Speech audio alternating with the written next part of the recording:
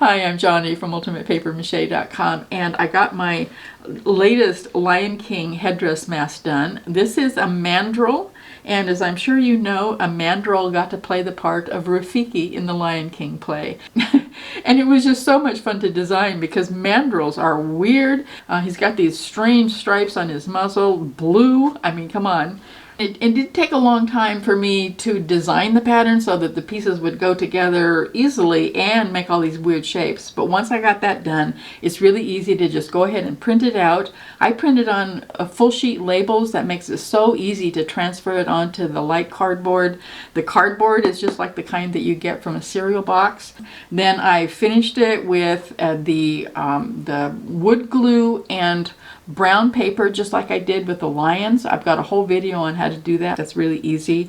The one thing I might not do, again, if I was going to be making this mask for a theater production and it would only be seen from an audience a long ways away, I probably wouldn't have sculpted these stripes. A real mandrill does have ridges all along his muzzle. Don't know why. It's really weird, but he does. But from a long distance away, it would be just as effective to just simply paint those stripes on there. It isn't difficult to sculpt them on. You just make rolls of foil and stick them on with hot glue. That's easy. But it took a long time to put the paper mache over those ridges and get it all smoothed out. So if I was in a hurry, I probably would skip that part.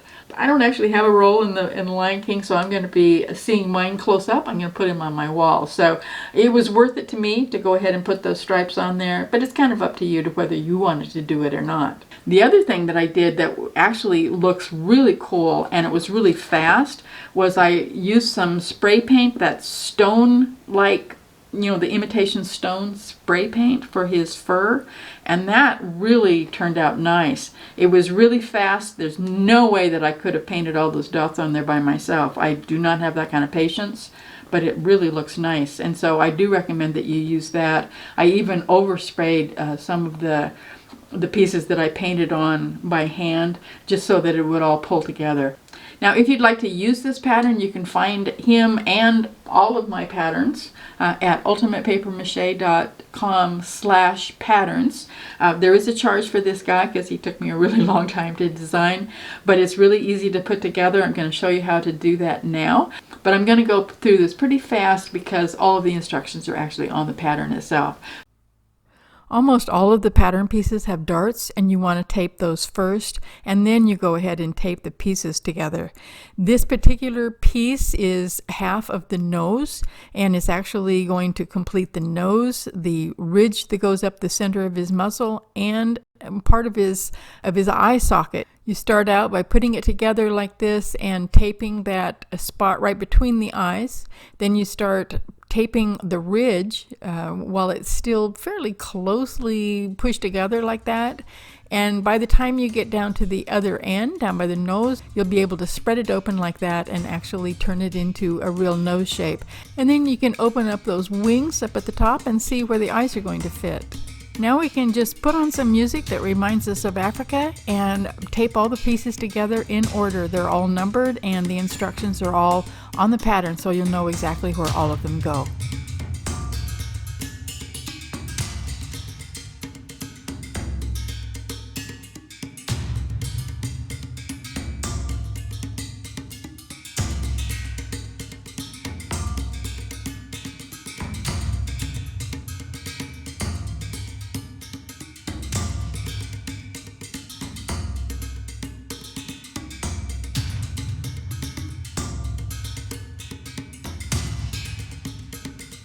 Now at that point we have all the pieces for the front of the mask done and they're all taped together, but we don't have the back on yet, and we're going to do a little bit of sculpting with the aluminum foil on the front first, just because it's so much easier to be able to get your hands behind it. It's a little, well, there's a little hole here but I can't get my hand in it, so I wouldn't be able to support the piece from the back. So we'll go ahead and put the foil sculpting on right now. You'll see where it goes because on your pattern it's going to show up in light blue if you're printing in color. It shows up in light gray here on the video because I recently got myself a little desktop laser printer, but on your pattern pieces it's going to be really obvious where all the stripes go and where you want to put your foil. For most of my masks I did use a styrofoam ball for the eyes. Mandrills have really little eyes, and so I thought it would be just as easy and just as effective to use the cardboard for the eyes. But I do want to have some definition for the upper and lower eyelids, and in order to get that, I put on a very lightly crumpled piece of aluminum foil just with hot glue right around on the blue parts of your pattern, and then used a tool to smooth it off and put it in the right, make it look nice. It's going to be covered with masking tape and then with paper mache, so it doesn't have to be perfect, but you do want it to get it as close as you can to the final shape that you want. I also put the aluminum foil on his bottom lip and along the top, kind of in a Y shape around the front of his nose to give that kind of a rounded look. And then, as I said, I also put the aluminum foil ridges on his muzzle. You don't have to do that if you don't want to.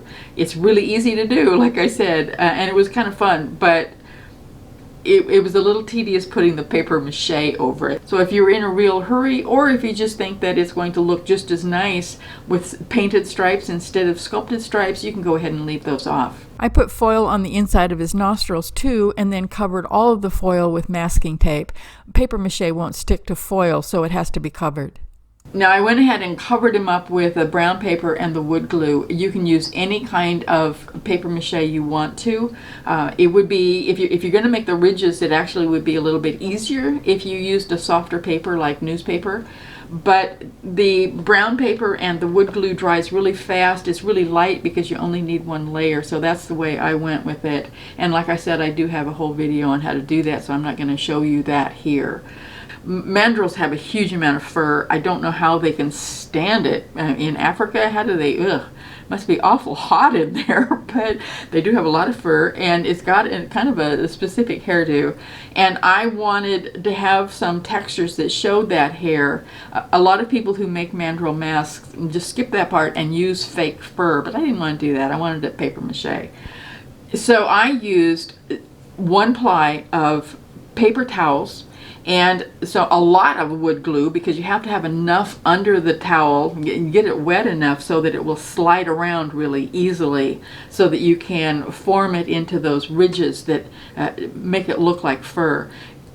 The first couple of ones that I put on there, I actually had to take back off again because that was, it took a while to kind of get into it and figure out how to do it effectively. But after the first couple, it went on really fast. This is what it looked like when the paper towels were saturated with the wet wood glue, and then after it dried, it looked a whole lot better.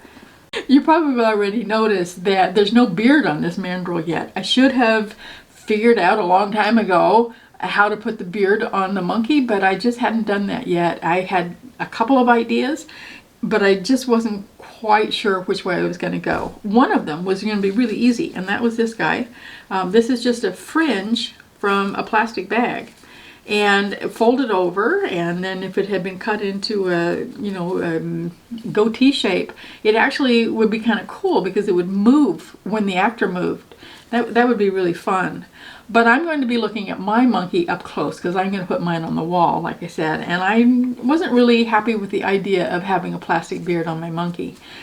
The other option that I thought of, actually 2, I do have some fake fur in the house. It's not white, but I could paint it, and that would have worked. A lot of people make mandrill monkeys with a lot of fur all over his head. I wanted mine more paper mache, but the fake fur would work, and it looks really cool on those other people's monkeys. And the third option was to steal a corner off of an IKEA sheepskin rug that I've got in the bedroom. That would have been really nice because it looks a lot like a mandrill monkey's beard, but I didn't really want to sacrifice the rug. So in the end, I decided to go ahead and sculpt the beard out of the aluminum foil and hot glue. Again, I had to cover it with the masking tape because paper mache won't stick to foil. And then just created the fur marks with the paper towel like I had for the rest of it. After that, it was just a matter of letting it dry for a day or two. I put it right in front of my heating vent. The furnace is on because it's like 6 degrees outside right now. And as soon as it was dry, I was ready to paint it. You can cover your paper mache with acrylic gesso or with a spray primer. I happen to have some bonding primer left over from painting the outside of my house, so that's what I used. Then I used some black acrylic paint and completely covered the back so that it will kind of disappear up on stage. Then I mixed burnt umber with some ultramarine blue to make a very, very dark bluish gray and covered the front. And then, of course, everything had to dry again. At that point, it was time to use the spray paint. I really like the way this turned out. I got it at Joann Fabrics. I think you could get it at any hardware store. It's just a stone color that's very dark with some really light kind of orangey or yellow flecks in it. It just happens to be the right color for a mandrill. I painted the eyes with white acrylic paint just so that the brown color that's placed over it will be brighter. Then I used a very small amount of ultramarine blue added to white to create those strange blue stripes on his muzzle. I used some cadmium red dark for the nose and the ridge that goes up the middle of his muzzle. I think it was a little bit too dark. I did actually change it later. I also put it on his lower lip. Then I used some burnt sienna for the eyes. Then I used some white acrylic paint and my grainer brush to create the fur marks along the kind of the edge whiskers and the whiskers on his upper lip. Then I used a little bit of yellow ochre right around the outside edges of his fur, and then tried to brighten up that nose a little bit with another red that I found. I'm still thinking that just cadmium red medium would have worked a whole lot better than what I had.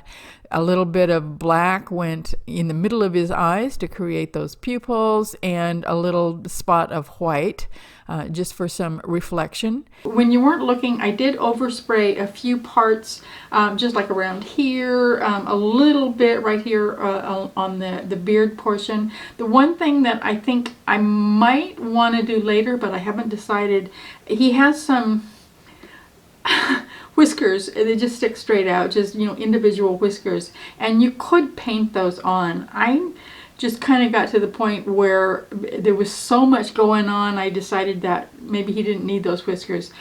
But Mr. Mandrill probably likes those whiskers, and so I might end up going back over it and adding those in. That's totally up to you. Look at Mandrill photos. The Denver Zoo has some really, really good photographs. You can go out there onto Google and find them. It's really easy.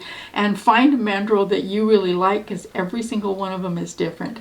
So he's really, really close to being done now. I do want to give him one coat of varnish, maybe two, just to make sure that he's nice and sealed, and I want to protect that paint.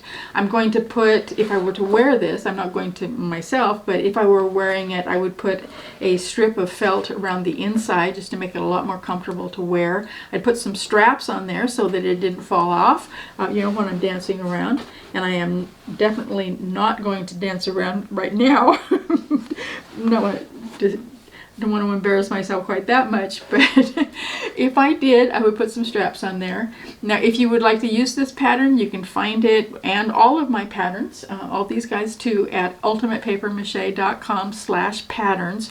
Or if you want to go directly to this guy's page on my website, ultimatepapermache.com/mandrill. I want to make sure that you also watch the video that I have about using the wood glue and the brown paper. It makes it really easy and fast. And I know that if you volunteered to make Lion King masks, you probably got 4 or 5 people asking you when it's going to get done. So fast is good. So go watch that video, and if you do make a monkey mask, please let us know how you decide to do the beard. I'd really love to know.